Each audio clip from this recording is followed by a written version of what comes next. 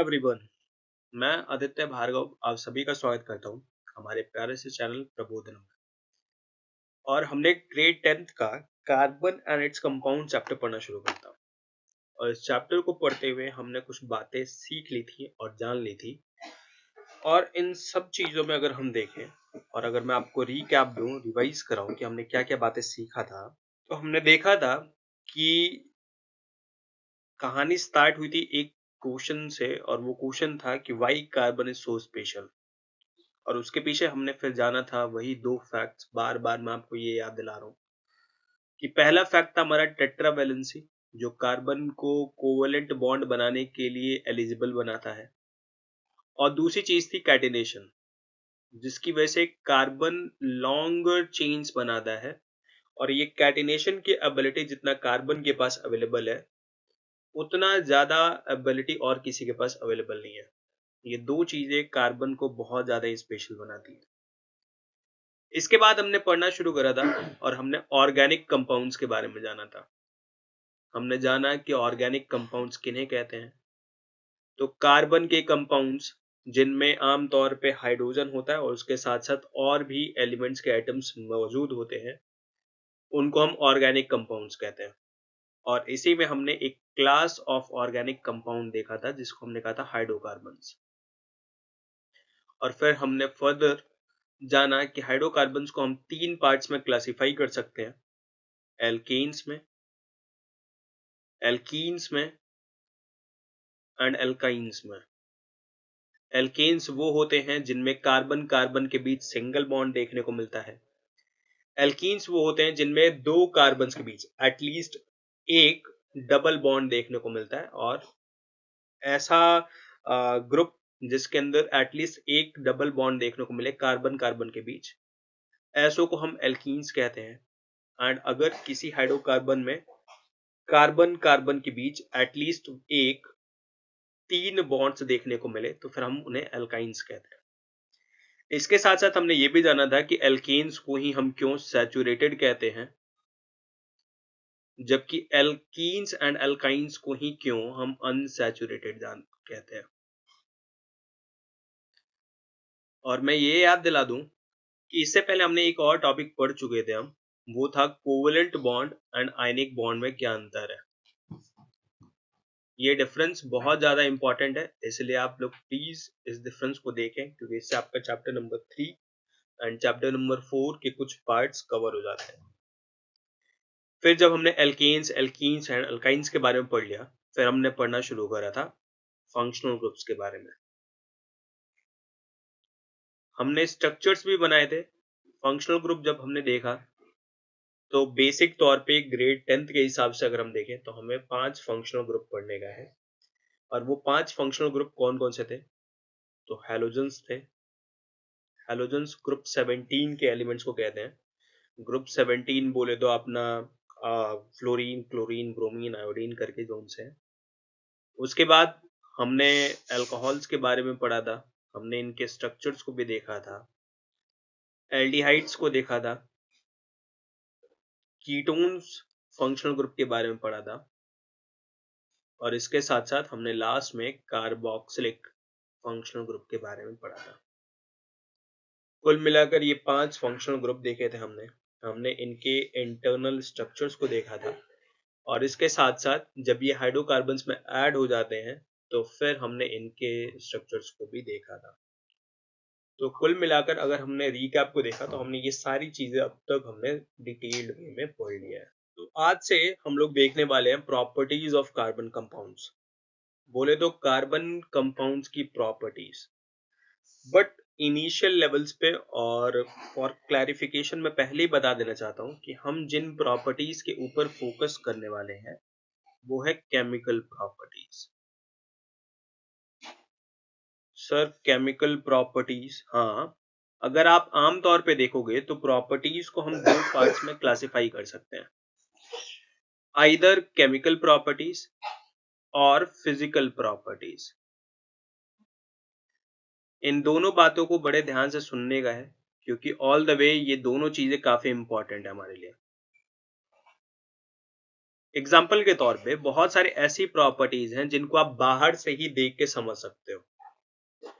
For example एक बंदा है और आपने उसको देखा, आपने देखा कि उसका स्किन कलर क्या है, उसके हेयर कलर्स क्या है, हेयर के स्टाइल्स क्या है और आई कलर क्या है। ये वो प्रॉपर्टीज हैं जो आप बाहर से देख के आराम से बता सकते हो।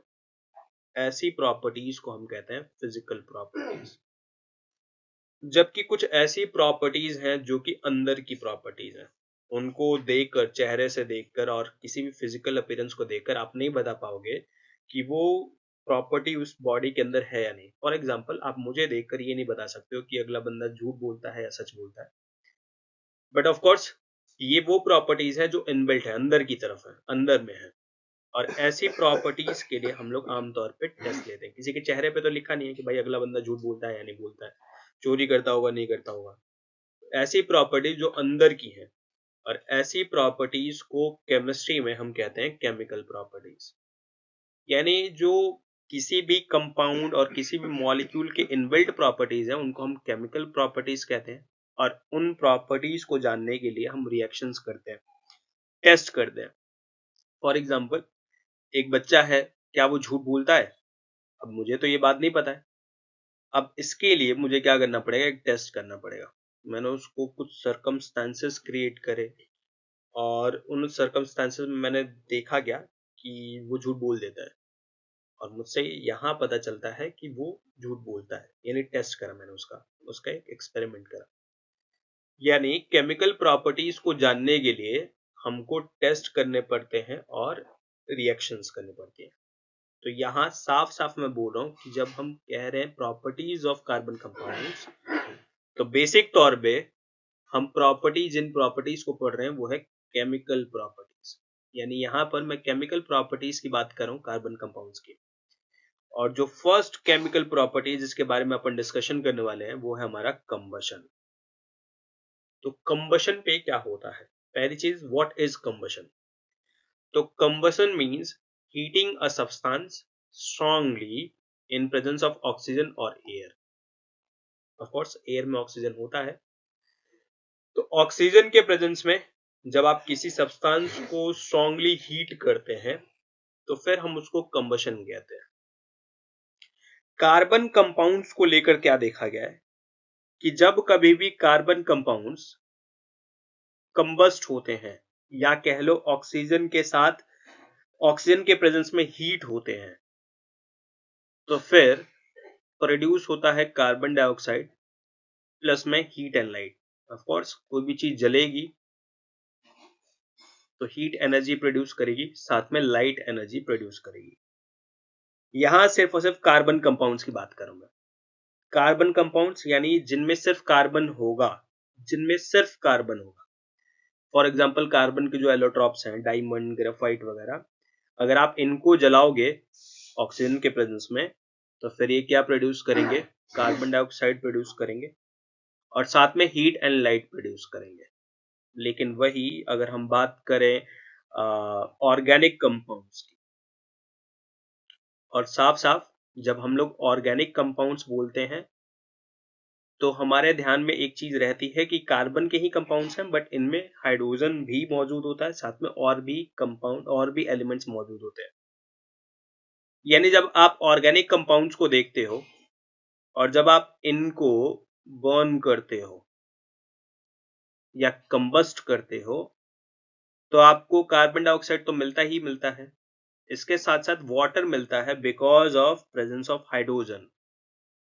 तो ऑर्गेनिक कंपाउंड्स का जब भी कंबशन होगा तो आपको गैस के रूप में कार्बन डाइऑक्साइड मिलेगी, साथ में आपको वाटर मिलेगा और उसके साथ साथ आपको हीट एंड लाइट देखने को मिलेगा। इन दोनों बातों पे बड़े ध्यान से देखिएगा, क्योंकि जब मैंने कार्बन कंपाउंड्स बोला था तो उस वक्त सिर्फ और सिर्फ कार्बन यूज करा था, लेकिन जब मैं ऑर्गेनिक कंपाउंड्स बोल रहा हूं तो इसमें मैं कह रहा हूं कि भाई इसके पास हाइड्रोजन भी हो सकता है और होगा, और क्योंकि हाइड्रोजन अवेलेबल है यहां पे तो फिर वाटर भी हमें दिखाई देगा। यानी जब भी कार्बन कंपाउंड्स हमारे जलते हैं, कंबस्ट होते हैं, तो ये प्रोड्यूस करते हैं कार्बन डाइऑक्साइड, क्योंकि इनके पास हाइड्रोजन नहीं होता तो वाटर रिलीज नहीं होगा। लेकिन ऑर्गेनिक कंपाउंड्स होंगे, चाहे वो हाइड्रोकार्बन्स हो गए और किसी फंक्शनल ग्रुप, किसी हाइड्रोकार्बन में अगर फंक्शनल ग्रुप अवेलेबल है तब, एंड तब आप उसको कंबस्ट करोगे तो फिर आपको कार्बन डाइऑक्साइड तो देखने को मिलेगा ही मिलेगा, हीट एंड लाइट तो देखने को मिलेगी ही मिलेगी ऑफ कोर्स, उसके साथ साथ आपको वाटर भी देखने को मिलेगा। तो इन दोनों बातों को बड़े ध्यान से देख लेना है। इसके साथ साथ अगर आप सैचुरेटेड हाइड्रोकार्बन्स को जलाते हो, सैचुरेटेड हाइड्रोकार्बन्स, एग्जाम्पल के तौर पे आपने कैम्फर जलाया, एग्जाम्पल के तौर पे आपने जो आपका गैस सिलेंडर होता है, एलपीजी गैस सिलेंडर, उसके अंदर जो गैस भरी रहती है वो प्रोपेन एंड ब्यूटेन का मिक्सचर होता है। ज्यादा मात्रा में प्रोपेन होता है एंड ब्यूटेन भी होता है। प्रोपेन एंड ब्यूटेन दोनों के दोनों सैचुरेटेड है। तो जब भी सैचुरेटेड हाइड्रोकार्बन्स का कंबशन होगा तो आपको हमेशा क्लीन ब्लू फ्लेम देखने को मिलेगी। वही अनसैचुरेटेड हाइड्रोकार्बन्स को जब आप जलाओगे तो आपको येलो फ्लेम देखने को मिलेगी, साथ में आपको ब्लैक स्मोक भी देखने को मिलेगा। इसका मतलब ये कि अगर आपने अनसैचुरेटेड हाइड्रोकार्बन्स को जलाया तो आपको ब्लू फ्लेम मिली जो कि क्लीन है। क्लीन बोलने का मतलब स्मोक नहीं है यहाँ पे। जबकि अनसैचुरेटेड हाइड्रोकार्बन्स को अगर आप जलाते हैं तो फिर आपको ब्लू नहीं येलो फ्लेम देखने को मिलेगा, और येलो फ्लेम के साथ साथ आपको ब्लैक स्मोक भी देखने को मिलेगा। और यही ब्लैक स्मोक आपके बर्तन के नीचे वाले पोर्शंस पे इकट्ठा हो सकता है, जम जाएगा। तो अगर बाई चांस आप कोई चीज पका रहे हो और फाइनली आप क्या चेक करते हो कि आपके बर्तन के नीचे काला काला जमा हो रहा है, कुछ ब्लैक डिपॉजिट आपको देखने को मिल रहा है, तो फिर आप समझ जाओ कि आप जो भी चीज जला रहे हैं वो कंप्लीटली कंबस्ट नहीं हो रहा है, और वो जो चीज है वो अनसैचुरेटेड है, वो अनसैचुरेटेड हाइड्रोकार्बन की बनी हुई है। ध्यान से, अगर आपको ब्लैक स्मोक देखने को मिल रहा है तो समझो कि जो चीज जल रही है वो अनसैचुरेटेड है। लेकिन इसके साथ साथ एक और डिस्क्लेमर है कि सैचुरेटेड हाइड्रोकार्बन, जैसा कि मैंने बताया कि ये ब्लू फ्लेम प्रोड्यूस करते हैं, ये इवन स्मोक भी प्रोड्यूस कर सकते हैं इन case of incomplete combustion. Complete नहीं, इनकम्प्लीट। अगर कंबशन इनकम्प्लीट है तो फिर ये भी आपके ब्लैक स्मोक प्रोड्यूस कर सकते हैं, और साथ में ब्लू फ्लेम हो सकता है कि वो येलोइश हो जाए, और येलो ब्लूइश फ्लेम भी क्रिएट हो सकती है। यानी आपको ध्यान रखना है यहाँ पे, सैचुरेटेड हाइड्रोकार्बन होगा तो उसकी पॉसिबिलिटी है कि वो क्लीन ब्लू फ्लेम देगा, अगर उसको आप proper oxygen, adequate amount of oxygen दे रहे हो तो। लेकिन अगर आप इम्प्रॉपर अमाउंट ऑफ ऑक्सीजन दे रहे हो तो फिर वो हो सकता है कि येलो फ्लेम दे, साथ में आपको ब्लैक स्मोक भी दे। लेकिन अनसैचुरेटेड हाइड्रोकार्बन होगा तो फिर वो हमेशा येलो फ्लेम ही प्रोड्यूस करेगा with black smoke, with black smoke. या फिर आप ऐसा कह सकते हो कि आपको सूटी डिपॉजिट देखने को मिलेगा। सूटी डिपॉजिट का मतलब है कि जब कार्बन पूरे तरीके से नहीं जलता, जब कार्बन पूरे तरीके से नहीं जलता तो वो इनकम्प्लीट बर्nt जो कार्बन होता है उसी को हम कहते हैं सूटी, और वही सूट बोलते हैं। और वही सूट जब डिपॉजिट हो जाता है तो हम कहते हैं सूटी डिपॉजिट, कहीं पे इकट्ठा हो जाता है। तो अगर बाई चांस ये कोई बर्तन है और फाइनली आप क्या कर रहे हैं, नीचे से आप हीट प्रोड्यूस कर रहे हो, और हो सकता है कि ये जो हीट आप प्रोड्यूस कर रहे हैं वो हीट मतलब जो भी चीज जला के आप हीट प्रोड्यूस कर रहे हो वो चीज जो है वो अनसैचुरेटेड है, तो सिंपल सा नीचे में आपको कुछ ना कुछ डिपॉजिट देखने को मिलेगा। और वो सूटी डिपॉजिट हो सकता है, इसके पीछे दो रीजन हो सकते हैं। या तो जो चीज जलाया जा रहा है वो सैचुरेटेड है बट इनकम्प्लीट कंबशन हो रहा है, सैचुरेटेड है बट इनकम्प्लीट कंबशन, या अनसैचुरेटेड है। ब्लैक स्मोक देखने के लिए दो कारण हो सकते हैं। अगर अनसैचुरेटेड है तब तो ठीक है, सैचुरेटेड है तो उसका इनकम्प्लीट कंबशन हो रहा है। यही कारण है कि कैरोसिन के स्टोव्स आपने देखे होंगे, और ये जो कैरोसिन के स्टोव्स होते हैं क्योंकि उनमें कैरोसिन होता है जो कि आपका सैचुरेटेड हाइड्रोकार्बन का बना होता है। और उन स्टोव्स में आपने देखा होगा कि आपको होल्स दिखाई देंगे, या बंसन बर्नर जो कि लैबोरेटरीज में आमतौर पे पाई जाती है चीजों को हीट करने के लिए, इस बर्नर में भी आपको होल्स दिखाई देंगे ताकि प्रॉपर अमाउंट ऑफ एयर अंदर जा सके, उस हाइड्रोकार्बन के साथ मिक्स होके जल सके, प्रॉपर अमाउंट ऑफ एयर।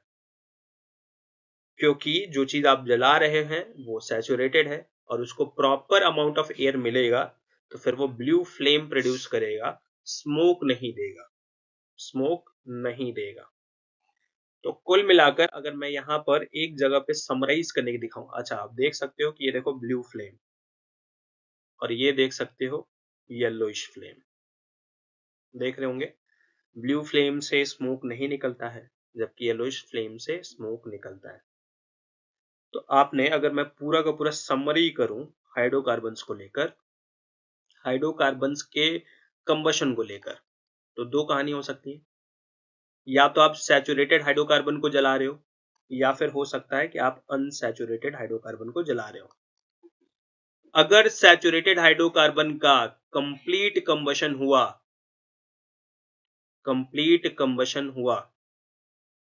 तो फिर ऐसे केस में आपको ब्लू फ्लेम देखने को मिलेगा,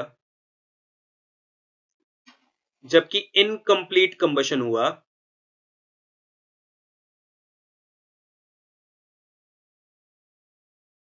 तो फिर आपको माइट भी, यहां एक शब्द बोलो मैं, माइट भी आपको येलो फ्लेम देखने को मिले, लेकिन साथ में स्मोक तो देखने को मिलेगा ही मिलेगा इनकम्प्लीट कंबशन के केस में।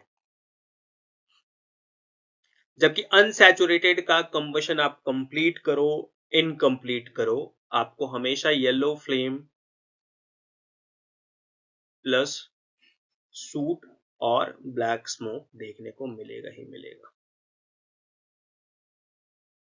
तो ये बात है हाइड्रोकार्बन्स के कंबशन को लेकर। तो यहां से कुछ सवाल बन जाते हैं, जिनमें से पहला सवाल कि मेटल्स के ऊपर, या जब भी आप किसी कुकिंग वेसल को आप जब गर्म कर रहे हो एंड उसके नीचे अगर आपको ब्लैक लेयर दिखाई दे रही है तो उसके पीछे क्या कारण है? तो उसके पीछे दो कारण हो सकते हैं, या तो आप जो चीज जला रहे हो वो अनसैचुरेटेड है, या सैचुरेटेड है तो फिर उसका इनकम्प्लीट कंबशन हो रहा है, कंप्लीट कंबशन नहीं हो रहा है। दूसरा सवाल बन सकता है कि सूट क्या होता है? तो फिर आप बोलोगे कि जब कभी भी इनकम्प्लीट, ध्यान से, जब कभी भी incomplete carbon, incompletely burned carbon produce होता है तो उसको हम कहते हैं सूट, इनकम्प्लीटली बर्न्ड कार्बन। और अगर मैं दिखाऊं किसी भी अनसैचुरेटेड हाइड्रोकार्बन्स में, तो इनमें हाइड्रोजन एंड कार्बन की मात्रा लगभग सेम ही होती है, जिसकी वजह से हाइड्रोजन्स तो बर्न हो जाते हैं बट कार्बन बर्न नहीं हो पाता, जिसकी वजह से वो कार्बन जो होता है इनकम्प्लीटली बर्न्ट होता है, जो कि डिपॉजिट हो जाता है, जिसको आप सूट कह देते हो। यही कारण है कि अनसैचुरेटेड हाइड्रोकार्बन्स अक्सर आमतौर पे आपको ब्लैक स्मोक देते हैं साथ में, या फिर अब स्मोक आएगा तो वो डिपॉजिट होगा ही होगा, सिंपल सी बात है। तो सूट, ब्लैक स्मोक कह लो या फिर सूटी डिपॉजिट आपको देते हैं।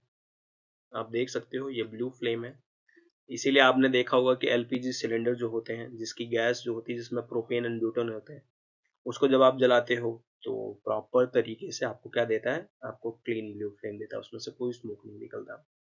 जबकि जो लकड़ियां होती हैं, उन लकड़ियों को जब आप जलाते हो तो फिर उसमें से येलो फ्लेम निकलती है, साथ में धुआं बहुत सारा निकलता है। ओके, इसके साथ साथ कोल एंड पेट्रोलियम को लेकर अगर हम बात करें,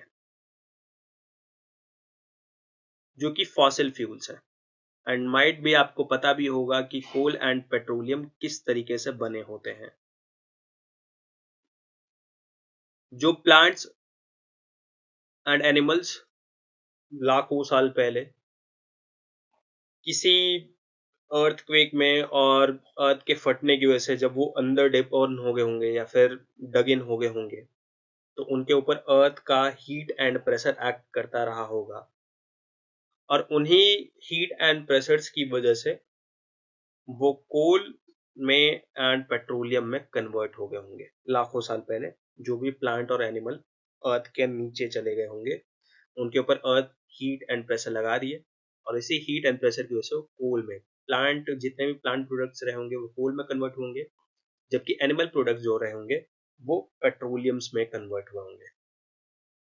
तो फॉसिल फ्यूल्स की कहानी ये होती है।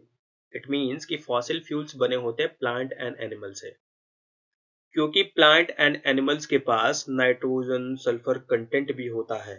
इवन हमारे पास भी नाइट्रोजन अवेलेबल है, सल्फर अवेलेबल है, आइदर इन लार्ज क्वांटिटी और इन स्मॉल क्वांटिटी अवेलेबल है।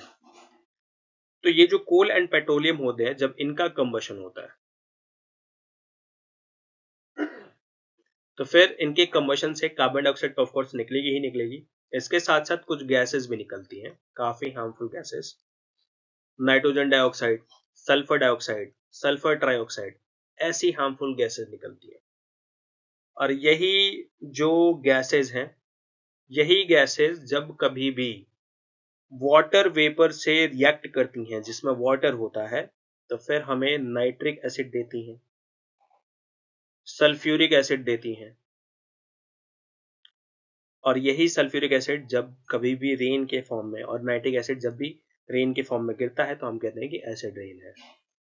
It means coal and petroleum का बर्न होना, कंबस्ट होना, लीड करता है एसिड रेन के फॉर्मेशन में, क्योंकि कोल एंड पेट्रोलियम से ये गैसेज रिलीज होती हैं, और यही गैसेज वाटर के साथ रिएक्ट करके एसिड्स में कन्वर्ट हो जाती है। यही गैसेज वाटर के साथ रिएक्ट करके एसिड्स में कन्वर्ट हो जाती है, और जब वो वाटर, एसिड वाटर गिरता है, तो हम कहते हैं कि यहाँ एसिड रेन हो रहा है। तो हमने कंबशन के बारे में देखा, फर्स्ट केमिकल प्रॉपर्टी देखी कार्बन कंपाउंड्स की, और वो फर्स्ट केमिकल प्रॉपर्टी जो थी वो थी कंबशन। और हमने जाना कि भाई कार्बन का कंपाउंड होगा, प्योर कार्बन का कंपाउंड होगा, तो कंबशन पे सिर्फ कार्बन डाइऑक्साइड देगा, साथ में हीट एंड लाइट देगा। लेकिन अगर कोई ऑर्गेनिक कंपाउंड हुआ, तो फिर वो कंबशन पे हमें कार्बन डाइऑक्साइड के साथ वाटर भी देगा, साथ में हीट एंड लाइट देगा। फिर हमने हाइड्रोकार्बन्स को लेकर देखा कि हाइड्रोकार्बन्स सैचुरेटेड हुए तो बर्न होंगे, तो ब्लू फ्लेम देंगे, कंप्लीटली बर्न हुए तो। अगर इनकम्प्लीटली बर्न हुए, फिर वो आपको येलो फ्लेम दे सकते हैं, साथ में सूटी डिपॉजिट देखने को मिल सकता है। साथ में अनसैचुरेटेड हाइड्रोकार्बन हुआ, तो उसको अगर आप कंबस्ट करोगे तो फिर आपको येलो फ्लेम देखने को मिलेगा, साथ में ब्लैक स्मोक देखने को मिलेगा। और फिर मैंने फॉसिल फ्यूल्स के बर्निंग के को लेकर भी बताया, क्योंकि all the way fossil fuels में भी कार्बन के कंटेंट होते हैं, तो ये भी कार्बन के ही पार्ट हो गए। तो फॉसिल फ्यूल्स को जब आप जलाते हो, तो इसकी वजह से कार्बन डाइऑक्साइड तो मिलता ही है, लाइट, हीट एंड लाइट तो मिलता ही है। इसके साथ साथ आपको ये हार्मफुल गैसेस भी देखने को मिलती हैं, जो कि वाटर वेपर के साथ रिएक्ट करके या वाटर के साथ रिएक्ट करके एसिड रेन का फॉर्मेशन करती है। तो अभी हमने कंबशन वाला एक प्रॉपर्टी देख लिया। दूसरी प्रॉपर्टी हमारे ऑक्सीडेशन को लेकर। कंबशन भी एक तरीके का ऑक्सीडेशन होता है, क्योंकि ऑल द वे ऑक्सीजन तो ऐड हो ही रहा है उसमें। तो सर ऑक्सीडेशन का क्या मतलब है? ऑक्सीडेशन बेसिक तौर पे अगर हम बात करें, तो ये पार्शियल ऑक्सीडेशन होता है। पार्शियल का मतलब आधे तरीके का, जबकि कंबशन क्या है? कंप्लीट ऑक्सीडेशन है। ऑक्सीडेशन क्या है सर? ऑक्सीडेशन का मतलब एडिशन ऑफ ऑक्सीजन और रिमूवल ऑफ हाइड्रोजन। अगर किसी सब्सटेंस में ऑक्सीजन ऐड हो रहा है, या फिर किसी सब्सटेंस से हाइड्रोजन रिमूव हो रहा है, तो हम कहते हैं कि वहां ऑक्सीडेशन हो रहा है। ऑक्सीडेशन अगर कंप्लीट हुआ तो कंबशन कहेंगे, ऑक्सीडेशन अगर पार्शियल हुआ तो फिर हम उसको आमतौर पे ऑक्सीडेशन कहेंगे। यानी जब ऑक्सीडेशन बोला जाता है, इसका मतलब होता है आमतौर पे पार्शियल ऑक्सीडेशन। पार्शियल ऑक्सीडेशन कराने के लिए, या फिर कह लो ऑक्सीडेशन कराने के लिए, हमें ऑक्सीडाइजिंग एजेंट्स की रिक्वायरमेंट होती है। ऑक्सीडाइजिंग एजेंट्स ये किन्हें कहते हैं? वे सारे के सारे केमिकल सब्सटेंसेस जो ऑक्सीडेशन कराने के लिए मददगार है, या फिर ऑक्सीडेशन कराते हैं। सर ऑक्सीडेशन किसका कराते हैं? किसी दूसरे सब्सटेंस का। ये एक कोई दूसरा सब्सटेंस है, और इसमें ऑक्सीजन ऐड करवाया है इसने, तो ये है ऑक्सीडाइजिंग एजेंट। एजेंट है ये वो एजेंट है जिसने ऑक्सीडेशन कराया है, खुद का नहीं, किसी और का। इसका मतलब ऑक्सीडाइजिंग एजेंट्स किनको कहते हैं? Substances which are capable of oxidizing other substances, वो सब्सटेंसेस जो दूसरे सब्सटेंसेस का ऑक्सीडेशन करा सकते हैं, ऐसे सब्सटेंसेस को हम कहते हैं ऑक्सीडाइजिंग एजेंट्स। तो ऑक्सीडाइजिंग एजेंट्स वो होते हैं जो दूसरों का ऑक्सीडेशन कराते हैं, दूसरों का ऑक्सीडेशन कराते हैं, खुद का नहीं, दूसरों का। आमतौर पे हम जिन ऑक्सीडाइजिंग एजेंट्स के बारे में पढ़ने वाले हैं अपने क्लास 10th के हिसाब से, वो है potassium permanganate and potassium dichromate. काफी फेमस ये दोनों के दोनों हमारे ऑक्सीडाइजिंग एजेंट्स हैं। Potassium permanganate KMnO4 and potassium dichromate K2Cr2O7। ये है पोटेशियम डाइक्रोमेट, जबकि ये है पोटेशियम परमैंगनेट। इसका कलर पिंक और पर्पल होता है, आमतौर पे पर्पल ही मारिएगा अगर टिक करने के लिए है तो पर्पल। आप देख सकते हो ये रहा आपका पोटेशियम परमैंगनेट, जबकि पोटेशियम डाइक्रोमेट है जिसका कलर आप देख सकते हो ऑरेंज रेडिश है। तो थोड़ा सा ऑरेंज थोड़ा सा रेडिश कलर होता है इसका, तो इस बात का आपको ध्यान रखना है।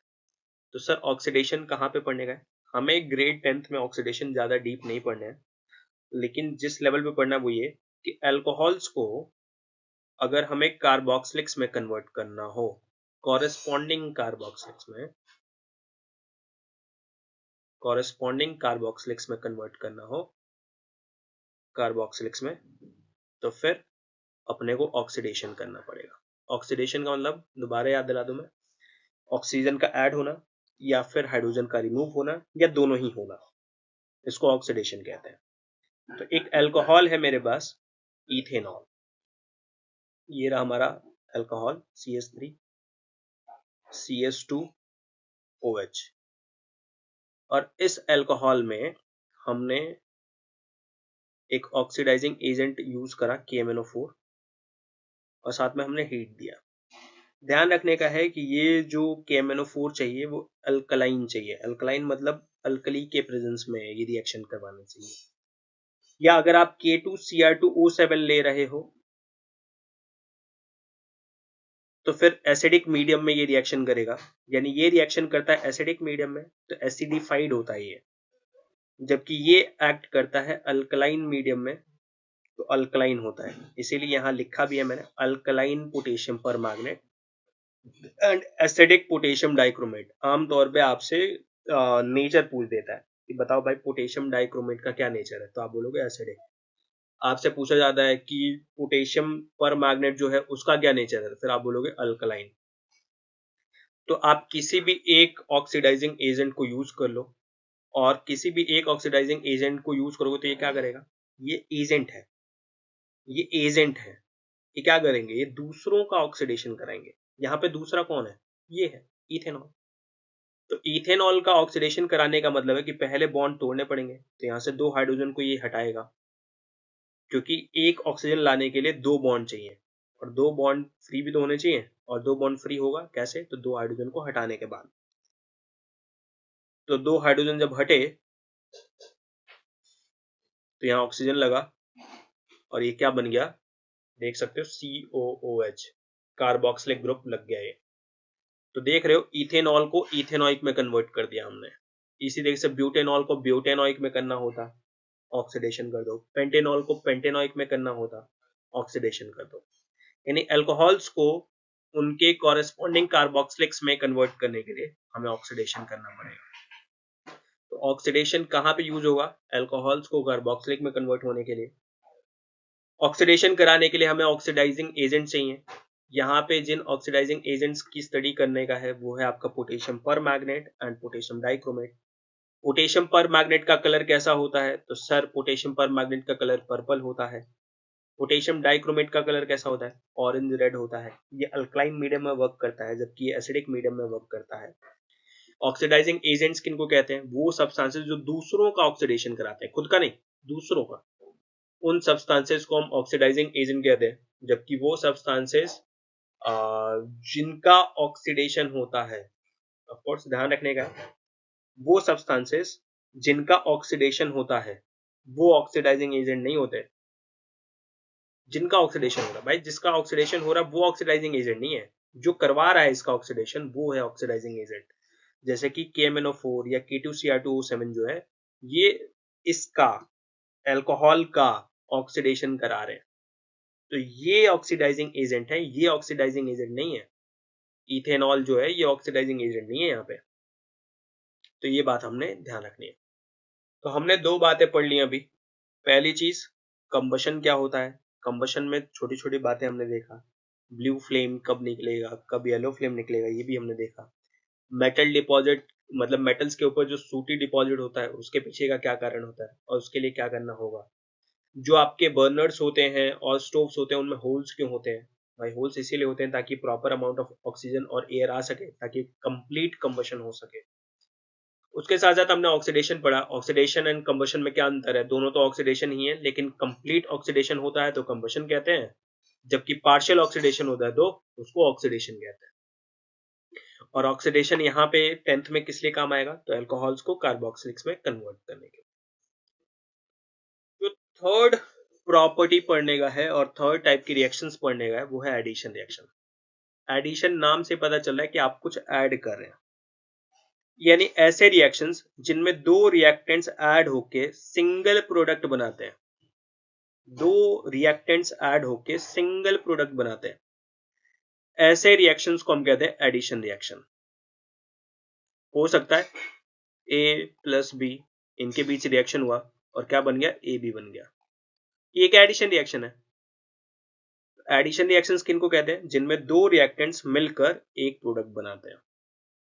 आमतौर पे भाई एडिशन कहां पॉसिबल है, जहां पे जगह है, अवेलेबल है, तो अनसैचुरेटेड हाइड्रोकार्बन्स में आपको एडिशन देखने को मिलेगा। ये रिएक्टिव होते हैं क्योंकि इनके पास स्पेस अवेलेबल होता है, और स्पेस अवेलेबल होने की वजह से ही इनमें हम लोग एडिशन करते हैं। एडिशन अगर मैं बताऊं तो आप एडिशन किसी भी चीज का कर सकते हो, डिपेंडिंग कि क्या वो ऐड हो पाएगा या नहीं। एंड अगर वो ऐड हो सकता है, फॉर एग्जांपल अगर आपने हाइड्रोजन को ऐड किया, आपने हाइड्रोजन को ऐड किया तो इसको हम कहेंगे हाइड्रोजनेशन।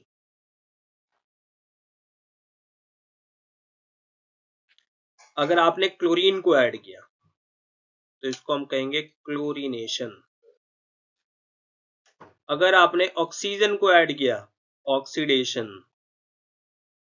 एंड अगर आपने ब्रोमीन को ऐड किया तो फिर ब्रोमिनेशन। तो पहली चीज एडिशन क्या है, एडिशन का मतलब है दो रिएक्टेंट्स को ऐड होकर सिंगल प्रोडक्ट बनाना। किसमें एडिशन पॉसिबल है, तो अनसैचुरेटेड हाइड्रोकार्बन्स में एडिशन पॉसिबल है क्योंकि इनके पास स्पेस अवेलेबल होता है, ऑलरेडी बता चुका हूं मैं। Addition of hydrogen to unsaturated hydrocarbons to make them saturated is called hydrogenation, जो कि अभी अभी मैंने बताया कि अनसैचुरेटेड हाइड्रोकार्बन में हाइड्रोजन का ऐड होना हाइड्रोजनेशन कहलाता है। सर अनसैचुरेटेड में हाइड्रोजन ऐड करेंगे तो वो सैचुरेटेड हो जाएगा, ऑफ कोर्स। एग्जाम्पल के तौर पे हमारे पास है इथीन।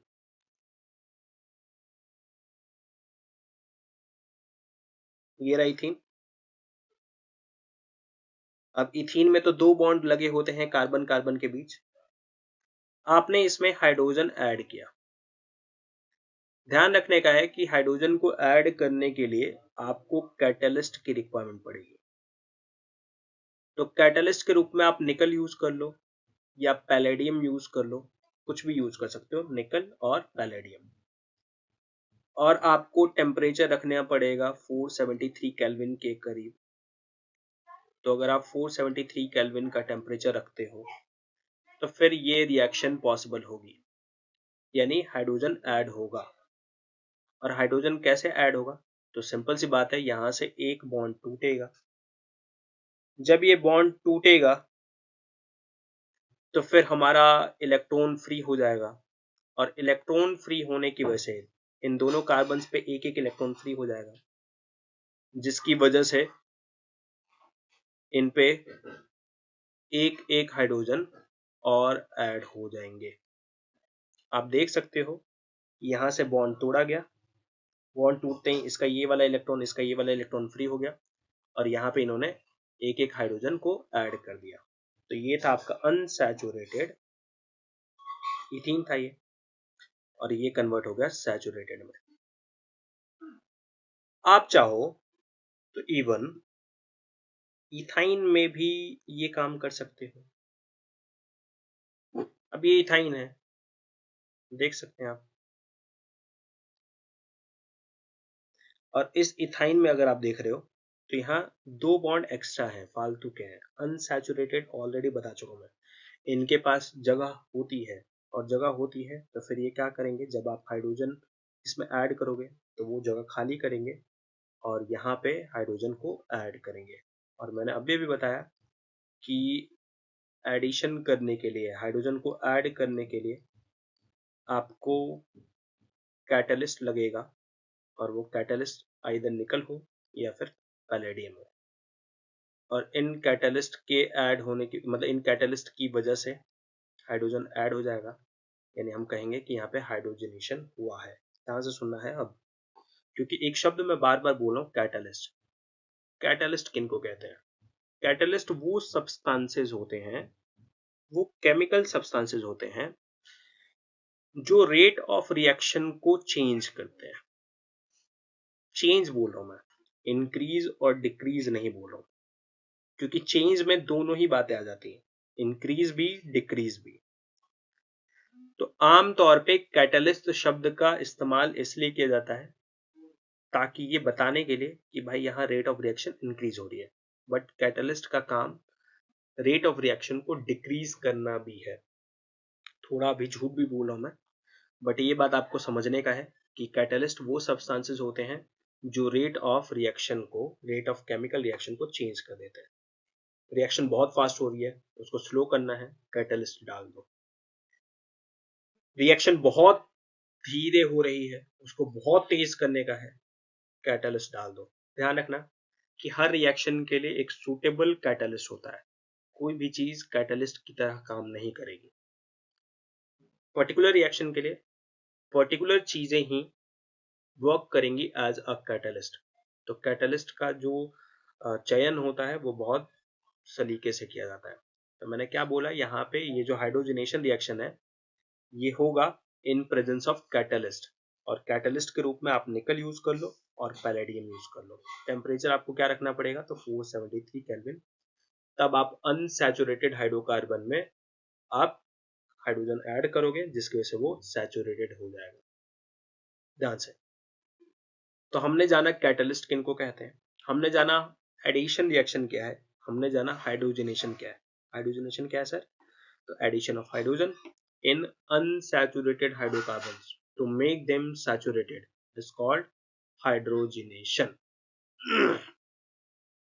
जितने भी वेजिटेबल ऑयल्स होते हैं वो अनसैचुरेटेड होते हैं, लेकिन वेजिटेबल ऑयल्स के साथ पंगा होता है कि वो मॉइस्चर के प्रेजेंस में आते ही, या मॉइस्चर के प्रेजेंस में वो रैंसिड हो जाते हैं। रैंसिड मतलब खराब हो जाते हैं, ऑयल्स है ना, तो मॉइस्चर्स के साथ रिएक्शन करके वो खराब हो जाते हैं, जिस चीज को हम कहते हैं रैंसिडिटी। तो ऑयल्स के साथ क्योंकि ये फिनोमेना देखने को मिलता है रैंसिडिटी नाम का, तो हम नहीं चाहते, बीइंग अगर मैं एक इंडस्ट्रियलिस्ट हूं और मैं बिल्कुल नहीं चाहूंगा कि ये जो ऑयल है ये बहुत जल्दी खराब हो जाए, जिसकी वजह से क्या हो कि मेरा लॉस हो। तो आम तौर पे इंडस्ट्रीज में क्या होता है कि ऑयल्स को हाइड्रोजनेट करके, या कह लो हाइड्रोजन ऐड करके, उन्हें घी में कन्वर्ट किया जाता है। और क्योंकि घी जो होते हैं वो रैंसिड नहीं होते हैं, तो इंडस्ट्रीज में हाइड्रोजनेशन का इस्तेमाल यहां होता है। लेकिन इसके साथ साथ एक चीज और बता देना चाहता हूं मैं कि वेजिटेबल ऑयल्स हेल्दी होते हैं, जबकि ये जो वनस्पति घी है ये काफी ज्यादा ही अपने हेल्थ के लिए बहुत ज्यादा ही बैड होते हैं। इसीलिए आपको हमेशा कोशिश करना चाहिए कि वेजिटेबल ऑयल यूज करें, क्योंकि घी शरीर के लिए नुकसानदेह है, वनस्पति घी। तो इंडस्ट्रीज में हमने देखा कि हाइड्रोजनेशन का कहाँ यूज है, हमने हाइड्रोजनेशन देखा और साथ साथ एक टर्म के बारे में पढ़ा, कैटलिस्ट। अभी तक अगर मैं याद इन दो प्रॉपर्टीज मतलब इन प्रॉपर्टीज को याद दिलाऊं तो इनमें हमने दो सब्सटेंसेस के बारे में जाना। पहली चीज ऑक्सीडाइजिंग एजेंट्स, वो केमिकल सब्सटेंसेस जो दूसरों का ऑक्सीडेशन कराएं उनको हम ऑक्सीडाइजिंग एजेंट कहते हैं। कैटलिस्ट, वो केमिकल सब्सटेंसेस जो रेट ऑफ रिएक्शन को इंक्रीज और डिक्रीज करे without being taking part in the reaction. Reaction में ये पार्ट नहीं लेते। एग्जाम्पल के तौर पे दो बंदों के बीच तू मैं चल रही है, मैं तेरे को मार दूंगा, मैं तेरे को मार दूंगा। तीसरा बंदा है, अरे मरबो करोगे कि खाली बतियाओगे। तीसरा बंदा खुद लड़ाई नहीं कर रहा है, इसने दो बंदों के बीच लड़ाई फिरवा दी या लड़ाई करवा दी। रिएक्शन पहले ये शायद ये नहीं होता तो शायद ये लड़ाई इतनी जल्दी नहीं होती, बस इस बंदे ने आकर लड़ाई को बहुत जल्दी एक्टिवेट कर दिया। ये कैटलिस्ट है। तो कैटलिस्ट वो होते हैं जो रिएक्शन में बिना पार्ट लिए रिएक्शन के रेट को इंक्रीज और डिक्रीज कर देते हैं, या दूसरे शब्दों में रिएक्शन के रेट को चेंज कर देते हैं। ऐसे केमिकल सब्सटेंसेस को हम कैटलिस्ट कहते हैं। आमतौर पे वे कैटलिस्ट जो रेट ऑफ रिएक्शन को डिक्रीज करते हैं उनको हम इनहिबिटर्स कहते हैं। तो इनहिबिटर्स वो होते हैं जो रेट ऑफ रिएक्शन को डिक्रीज करते हैं, यानी ये नेगेटिव कैटलिस्ट है।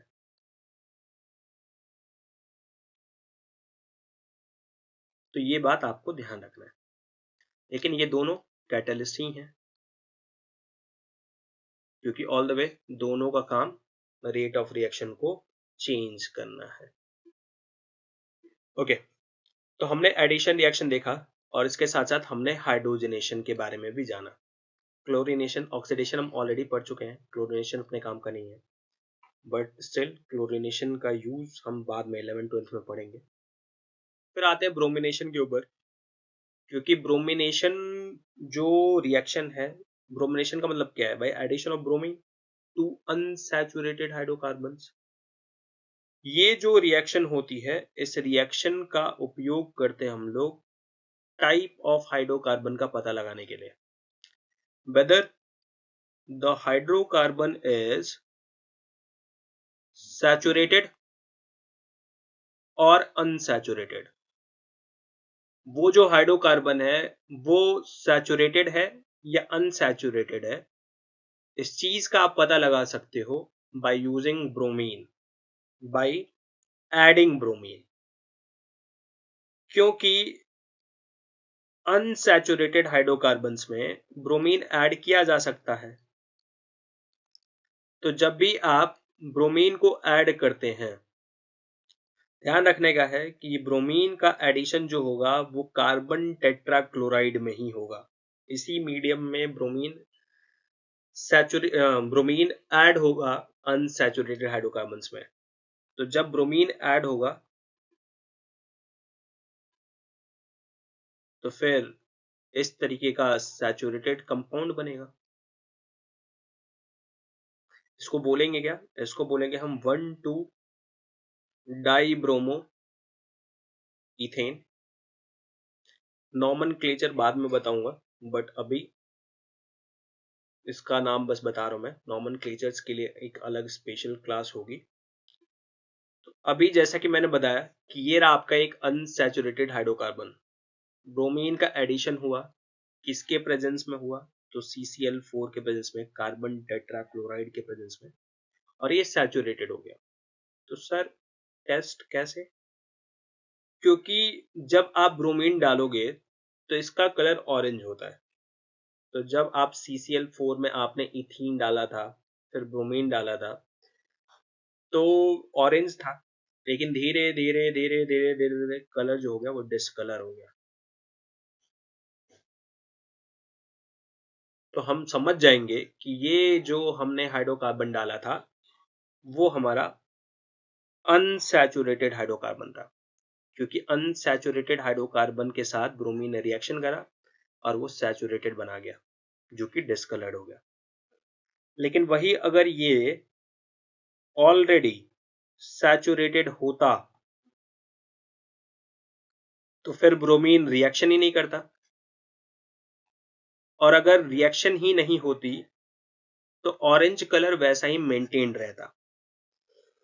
तो आपका जो भी वेसल था, क्योंकि उसके अंदर आपने अनसैचुरेटेड हाइड्रोकार्बन डाला हुआ था, ब्रोमीन डाला आपने, ऑरेंज ही बना रहा था, क्योंकि रिएक्शन ही नहीं होती, और रिएक्शन नहीं होती तो वो ऑरेंज कलर डिसअपियर नहीं होता।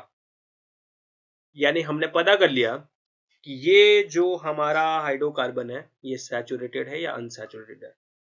अगर ये अनसैचुरेटेड होगा तो फिर ब्रोमीन इसके साथ रिएक्शन करके अपना कलर लूज कर देगी, यानी ऑरेंज से डिस्कलर हो जाएगी। जबकि अगर सैचुरेटेड हुआ तो फिर ब्रोमीन का कलर वैसे मेंटेन रहेगा, क्योंकि रिएक्शन ही नहीं होगी। ये जो टेस्ट है ब्रोमीन का यूज करके पता लगाना कि हाइड्रोकार्बन सैचुरेटेड है या अनसैचुरेटेड है, इस टेस्ट को हम कहते हैं ब्रोमीन टेस्ट। इस टेस्ट को हम क्या कहते हैं? Bromine test. और इससे आप पता लगा सकते हो कि whether the hydrocarbon is saturated और अनसैचुरेटेड। बट अगर आप मुझसे पूछेंगे कि क्या सर ये इकलौता टेस्ट है हाइड्रोकार्बन्स का पता लगाने के लिए, टाइप ऑफ हाइड्रोकार्बन्स का पता लगाने के लिए, तो मैं कहूंगा बिल्कुल भी नहीं। ऑल द वे अभी थोड़ी देर पहले आपने कंबशन में देखा था कि अगर सैचुरेटेड हाइड्रोकार्बन, उसको अगर आपने जलाया, कंप्लीटली कंबस्ट करा, तो फिर वो ब्लू फ्लेम देगा। अनसैचुरेटेड हाइड्रोकार्बन आपने उसको फ्लेम करा, उसको जलाया, तो फिर वो आपको येलो फ्लेम देगा। तो कंबशन से भी आप पता लगा सकते हो कि क्या वो सैचुरेटेड हाइड्रोकार्बन है या फिर अनसैचुरेटेड हाइड्रोकार्बन है।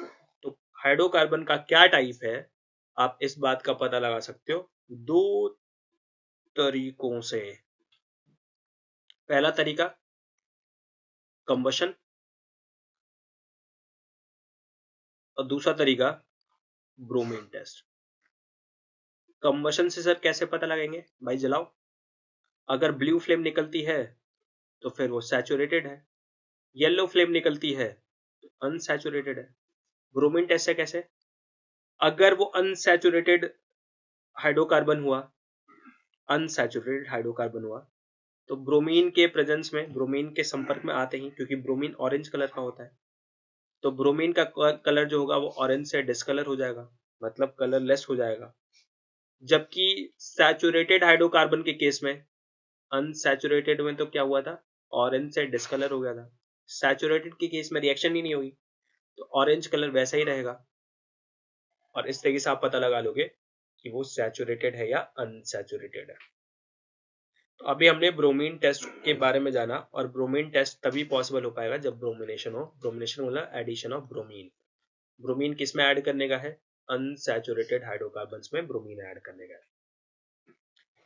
और अब हम आते हैं अपने लास्ट रिएक्शन पे, जिसको हम कहते हैं सब्स्टिट्यूशन रिएक्शन। सब्स्टिट्यूशन नाम से पता चला कुछ सब्स्टिट्यूट कर रहे हो आप लोगों ने बहुत बार कबड्डी देखा होगा और क्रिकेट देखा होगा, और आपने क्या देखा है? एग्जाम्पल के तौर पे लेट अस सपोज कि एक ऐसा प्लेयर है जो अच्छा परफॉर्म नहीं कर रहा, तो हम इसको हटाते हैं एंड दूसरे प्लेयर को अंदर करते हैं। एलिमिनेट नहीं करा हमने, उसको हटाया, मतलब परमानेंटली हटाया नहीं है, या फिर ऐसा कह सकते हो कि ऐसा नहीं है कि उसको हटा दिया, कुछ ऐड ही नहीं करा, हमने इसको हटाया, बदले में किसी और को लाया, रिप्लेस कर दिया। इसको हम कहते हैं सब्स्टिट्यूट करना। तो सब्स्टिट्यूट का मतलब, या सब्स्टिट्यूशन का क्या मतलब है? रिप्लेसमेंट ऑफ एन एटम और ग्रुप ऑफ एटम्स। रिप्लेसमेंट आप करें एक एटम का या फिर ग्रुप ऑफ एटम्स का in an organic molecule by another atom और group of atoms.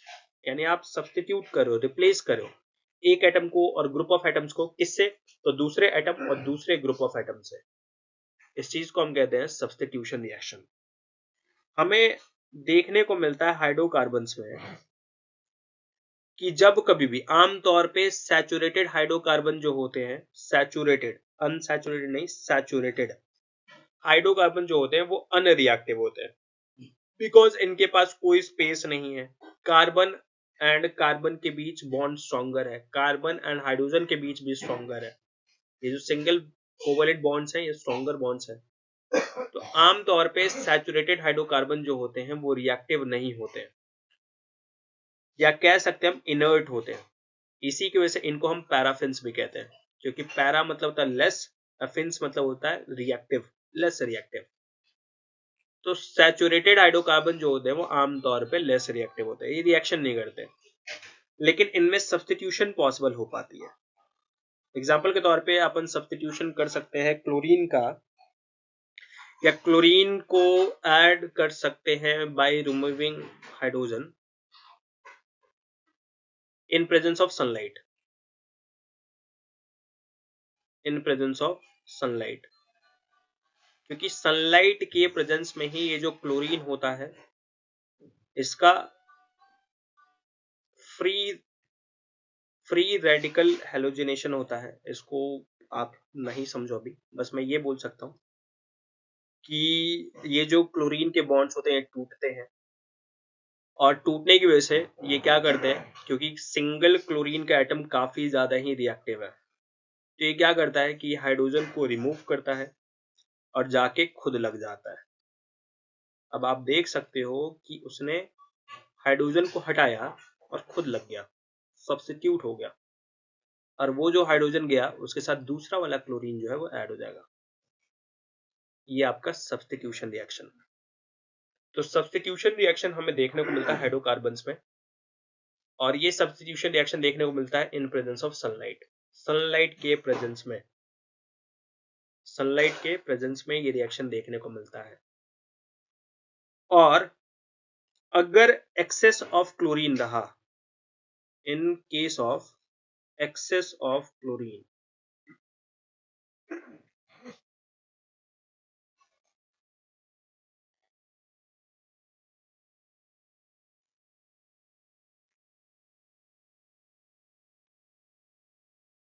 Access of chlorine के केस में अगर हम बात करें, तो क्योंकि अभी भी क्लोरीन मौजूद है तो फिर ये रिएक्शन दोबारा होगी। दोबारा होने का मतलब है कि भाई यहां से क्लोरीन के और जो एटम मॉलिक्यूल्स हैं वो एटम्स में टूटेंगे और वो दूसरे हाइड्रोजन को रिप्लेस करेंगे। ये रिएक्शन वही प्रेजेंस ऑफ सनलाइट में चलेगी।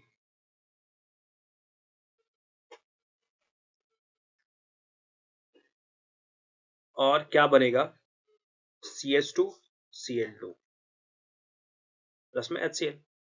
ये रिएक्शन फर्दर कंटिन्यूड रहेगी, आगे बढ़ती जाएगी। कब तक बढ़ती जाएगी सर, जब तक ये पूरा का पूरा हाइड्रोजन जो है ये सारे के सारे रिमूवल हो। ये कहानी तब चलेगी जब आपके पास क्लोरीन एक्सेस में है। अगर क्लोरीन एक्सेस में ना हो तो माइट बी रिएक्शन यहीं पे एंड कर जाएगा ऑल द वे, चाहे रिएक्शन ये हो चाहे रिएक्शन आगे कंटिन्यू होती रहे। इसमें क्या हो रहा है, सब्स्टिट्यूशन हो रहा है। यानी आपको सब्स्टिट्यूशन देखने को मिलता है, कब देखने को मिलता है, जब क्लोरीन के साथ रिएक्शन होती है और सनलाइट के प्रेजेंस में। सनलाइट के प्रेजेंस में ही ये क्लोरीन क्लोरीन के बीच का बॉन्ड जो है वो टूटता है, ये ध्यान रखने का है। तो सनलाइट के प्रेजेंस में ही रिएक्शन होगी, इस बात को आप ध्यान रखो। सब्स्टिट्यूशन रिएक्शन क्या होता है ये बात अभी समझा है। सब्स्टिट्यूट का क्या मतलब है कि आपने एक एटम को हटाया उसके बदले दूसरे को इंट्रोड्यूस कर दिया, सब्स्टिट्यूट किया, एलिमिनेट नहीं किया। एलिमिनेट मतलब आप हमेशा हटा रहे, हमेशा के लिए हटा दे। जबकि सब्स्टिट्यूट का मतलब क्या है कि आप उसको हटाया और किसी दूसरे एटम को ले आके यहाँ पे लगा दिया। तो इसको हम कहते हैं सब्स्टिट्यूशन, जो कि आमतौर पे आपको गेम्स में देखने को मिलता है। तो ये है आपका सब्स्टिट्यूशन रिएक्शन। तो कुल मिलाकर अगर मैंने बात करें तो हमने 4 प्रॉपर्टीज पढ़ी हैं। 4 प्रॉपर्टी में पहला पढ़ा हमने कंबशन, दूसरा पढ़ा हमने ऑक्सीडेशन, तीसरा पढ़ा हमने अपना एडिशन रिएक्शन, और फिर हमने जाना एडिशन में हाइड्रोजनेशन के बारे में, ब्रोमिनेशन के बारे में। हाइड्रोजनेशन क्या है सर, तो एडिशन ऑफ हाइड्रोजन है। उसका इंडस्ट्रियल एप्लीकेशन भी देखा हमने कि इंडस्ट्रीज कहाँ हाइड्रोजनेशन करती हैं और क्यों करती हैं। उसके साथ साथ हमने चौथा प्रॉपर्टी पढ़ा जो कि था सब्स्टिट्यूशन रिएक्शन। और सब्स्टिट्यूशन रिएक्शंस होता है हाइड्रोकार्बन्स के साथ, आमतौर पे सैचुरेटेड हाइड्रोकार्बन्स के साथ। और ये आपको देखने को मिलता है क्लोरीन के साथ रिएक्शन करने पर। होता क्या है कि जब भी सनलाइट के प्रेजेंस में क्लोरीन होता है तो क्लोरीन अपने बॉन्ड्स तोड़ लेता है और फिर वो जाके हाइड्रोजन को रिमूव करता है, वहीं पे खुद लग जाता है, सब्स्टिट्यूट हो जाता है। तो सब्स्टिट्यूशन रिएक्शन हमें यहाँ पे देखने को मिलता है। तो कुल मिलाकर आज की क्लास में हम लोगों ने ऑल द रिएक्शंस स्टडी कर लिए हैं, all the chemical properties study कर लिए हैं कार्बन कंपाउंड्स की।